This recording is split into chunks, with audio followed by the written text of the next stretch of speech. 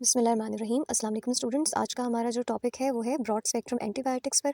तो broad spectrum antibiotic क्या होती हैं, सबसे पहले इसकी डेफिनेशन देखेंगे। तो ब्रॉड स्पेक्ट्रम एंटीबायोटिक्स, ठीक है, जैसे कि इसका नाम बता रहा है, हम इसकी डेफिनेशन पहले ब्रॉड वसी स्पेक्ट्रम दायरा असर। और एंटीबायोटिक्स अभी हमने पहले पिछले लेक्चर में पढ़ा कि एंटीबायोटिक्स ऐसे कीमियाई मरकबात हैं जो बीमारी पैदा करने वाले जरासीम की नशोनुमा को या रोक दें या उनको हलाक कर दें।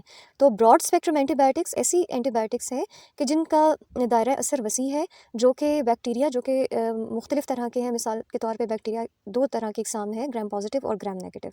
तो ब्रॉड स्पेक्ट्रम जो है वो ग्राम पॉजिटिव और ग्राम नेगेटिव दोनों पर अपना असर रखती है। उनको इस वजह से ऐसी तमाम एंटीबायोटिक्स जो कि दोनों पर असर रखे, ग्राम पॉजिटिव ग्राम नेगेटिव, तो हम उनको ब्रॉड स्पेक्ट्रम एंटीबायोटिक्स कहते हैं। ठीक है, ब्रॉड स्पेक्ट्रम एंटीबायोटिक्स बीमारी पैदा करने वाले जरासीम के ख़िलाफ़ अपना असर जो है कैसा रखती हैं, वसी रखती हैं। यानी कि एक से ज़्यादा जो ऑर्गेनिज़म्स हैं उनको ये मारने की सलाहियत रखती हैं। ठीक है, तो बीमारी पैदा करने वाले जो जरासीम हैं वो ब्रॉड स्पेक्ट्रम एंटीबायोटिक के ख़िलाफ़ आसानी से रेजिस्टेंस या क़ुव्वत मुदाफ़अत नहीं पैदा कर सकते।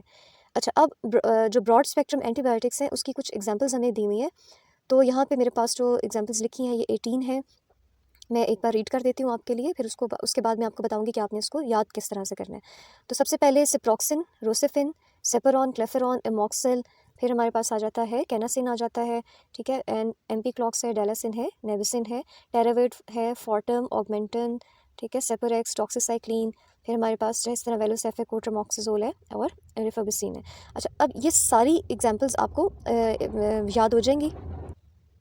इसमें सबसे पहले आप देखें कि आपको कौन सी ऐसी एंटीबायोटिक्स हैं जिनके नाम ऑलरेडी याद है। मिसाल के तौर पे जैसे ऑगमेंटन है, जैसे इधर एमॉक्सिल है, ठीक है, जैसे और कौन सा यहाँ पे है, सिप्रोक्सिन है।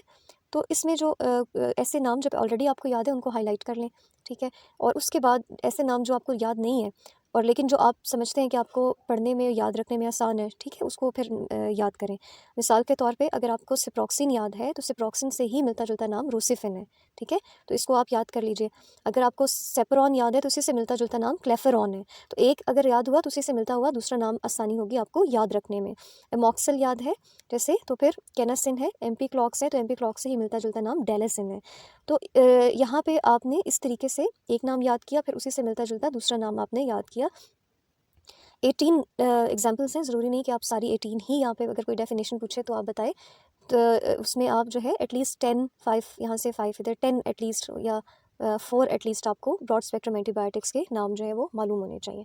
तो इस दुआ के साथ कि अल्लाह आपके इल्म में इजाफ़ा फ़रमाए और अल्लाह आपके लिए पढ़ने में आसानी करे।